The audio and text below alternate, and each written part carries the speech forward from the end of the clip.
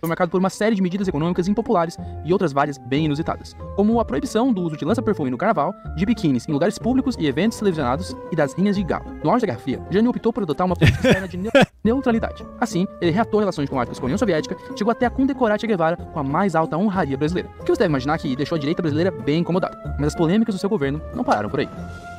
No início de agosto de 1900... Pô, que soundtrack boa, cara. Parabéns aí ao editor, cara. O clímax dela tá pegando até com os pontos chaves do vídeo.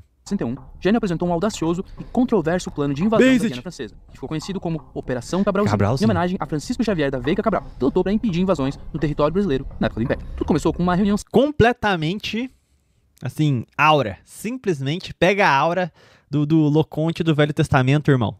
Cara, diga o que quiser, mas a megalomania do Jânio Quadros... Era maneira.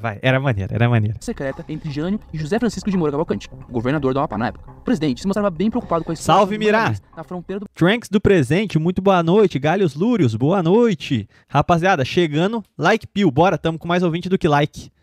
Simbora. Francesa, já que esse era um recurso valioso para a produção de aço e ligas de alumínio. Ele alegava que havia mineradoras francesas extraindo ilegalmente esse minério do Amapá e estava determinado a proteger os interesses econômicos do Brasil. Assim... Cara, e ainda chamam esse homem de louco. O tempo prova a inocência de Jânio Quadros. Não ironicamente, será que os países imperialistas não tinham um certo temor desse populismo do Jânio Quadros? Que, cara, sendo bem sincero, ele não estava errado. E vamos fazer uma recapitulação aqui. O lobby em torno das questões minerais no Brasil era tão forte, tão poderoso, que quase embargou a campanha do Petróleo é Nosso.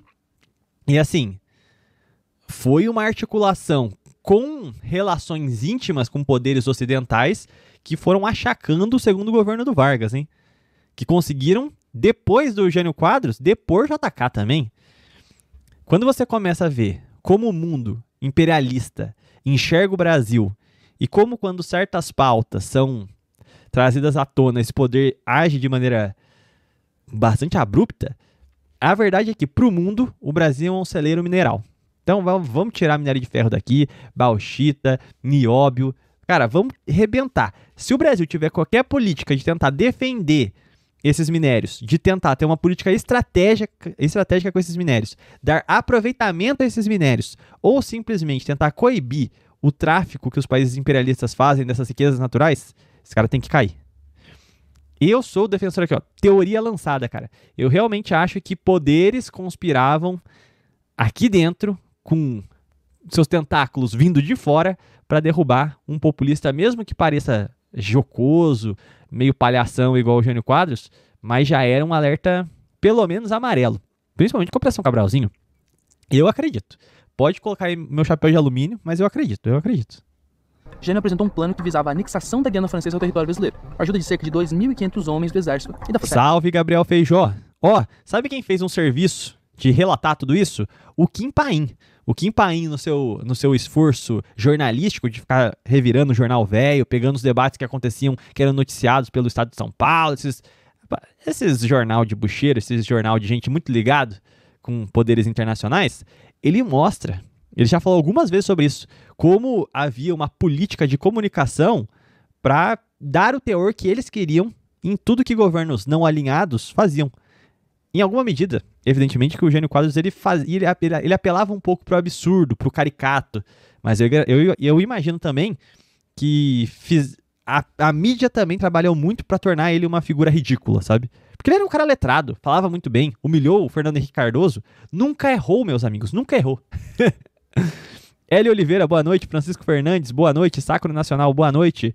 Pedro Queiroz, boa noite. São Sanctus Sanguinis, muito boa noite. Rapaziada, chegando na live, like Pio. Bora.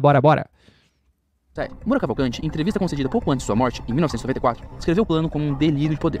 Quando o presidente Jânio Quadros analisou o processo de venda de manganês para os países estrangeiros, deu a seguinte ordem: defenda os interesses nacionais acima de qualquer coisa. Propósito, eu acho que chegou a hora de resolver definitivamente isso. Por que não anexarmos a Guiana Francesa ao território brasileiro? Herói mundial! Cara, eu tô me tornando aqui o maior janista desse Brasil. Minha trindade: Vargas, Jânio e Maluf. Mas, cara, quem vai me dizer que esse homem estava errado? Faltou dar um poder executivo forte e inquestionável para esse homem.